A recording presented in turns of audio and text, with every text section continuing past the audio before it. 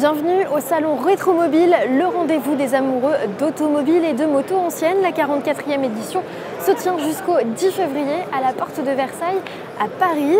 Pour tout savoir de cet événement, préparez votre visite ou découvrir les stands incontournables. Suivez le guide.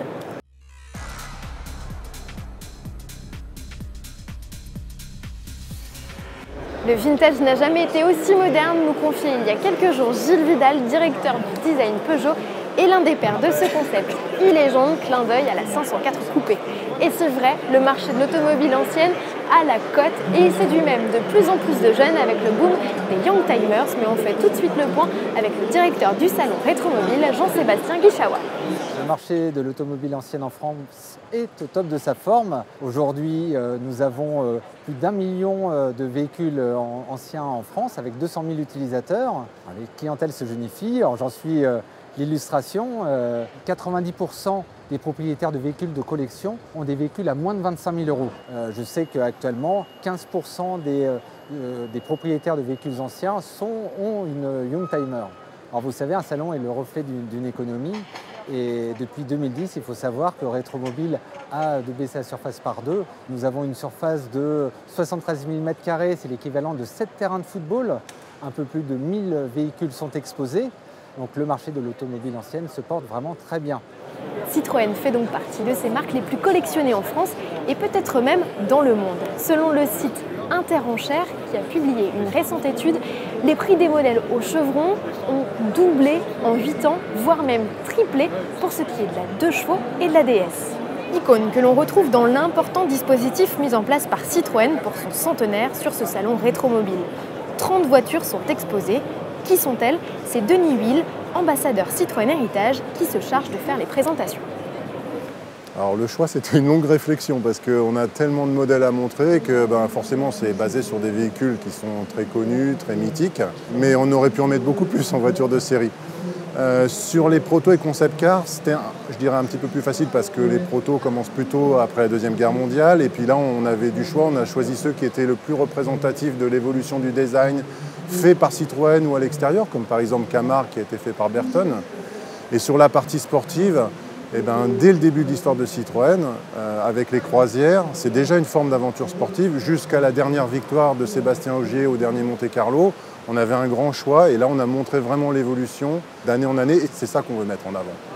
Et puisqu'il est question de marque française, ne manquez pas le T100 présenté par la Fondation Berlier, un engin de poids et de taille. Ses roues, au nombre de 6, mesurent 2,20 m de diamètre et pèsent 1 tonne. Il faut bien cela quand on mesure 5 mètres de haut, 5 mètres de large et 15 mètres de long et que l'on pèse en tout et pour tout 50 tonnes. Le modèle exposé à Rétromobile a été entièrement remis à jour par ceux qui l'ont conçu en 1957. Sur les 4 exemplaires qui ont vu le jour, il n'en reste plus que 2.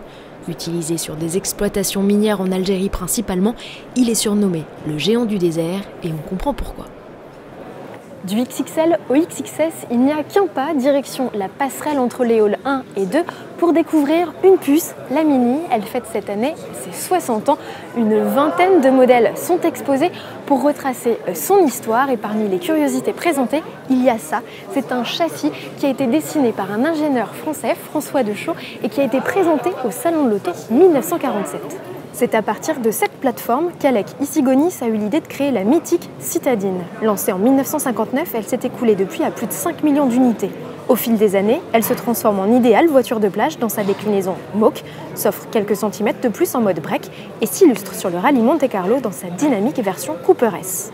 Le saviez-vous, Mini a même participé aux 24 heures du Mans, c'était en 1966 avec un duo français à son bord et c'était grâce à un constructeur britannique, Marcos, qui utilisa le châssis pour élaborer une bombinette en fibre de verre. Et puisqu'il est question de sport, la transition est toute trouvée. Bienvenue chez Renault où on célèbre en grande pompe le turbo.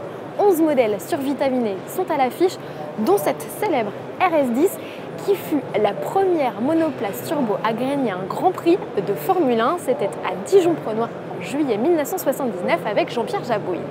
C'est au début des années 1970 que le turbocompresseur fait son apparition chez Renault. L'Alpine A110 Groupe 5 est la première à le recevoir. À l'époque, le temps de réponse est énorme. Mais voici celle par qui tout a commencé, la R5 Turbo. Son prototype, destiné à l'homologation d'une Groupe 4 en championnat du monde des rallyes, est présenté dès 1978. Il débouche en janvier 80 sur une sportive biplace de série à moteur central arrière de 160 chevaux. Quelques mois plus tard, en septembre 80, la R18 devient la première sportive familiale Renault avec son moteur turbo de 110 chevaux. De nombreux modèles céderont ensuite à la suralimentation en essence comme en diesel, et notamment la R21 en 1987 ou la Safran biturbo qui, avec son V6 PRV 3 litres de 268 chevaux, fut dans les années 90 la familiale tricolore la plus puissante du marché. Notre visite du salon Rétromobile s'achève. Malheureusement, nous n'avons pas pu tout vous montrer et nous en sommes désolés, mais on vous invite à venir ici à la porte de Versailles jusqu'au 10 février pour profiter pleinement de cet exceptionnel salon. Sachez-le, si vous avez envie de repartir au volant d'une ancienne ou au guidon d'une ancienne, c'est possible puisqu'il y a des lots exceptionnels mis en vente notamment par la maison Arturial. Ils sont souvent intouchables. Alors pour les plus petits budgets, eh bien, on vous donne rendez-vous dans le hall 3 où un espace expo-vente réunit des véhicules à moins de 25 000 €. Je vous souhaite à tous une très bonne visite et je vous donne rendez-vous dès demain sur autoplus.fr.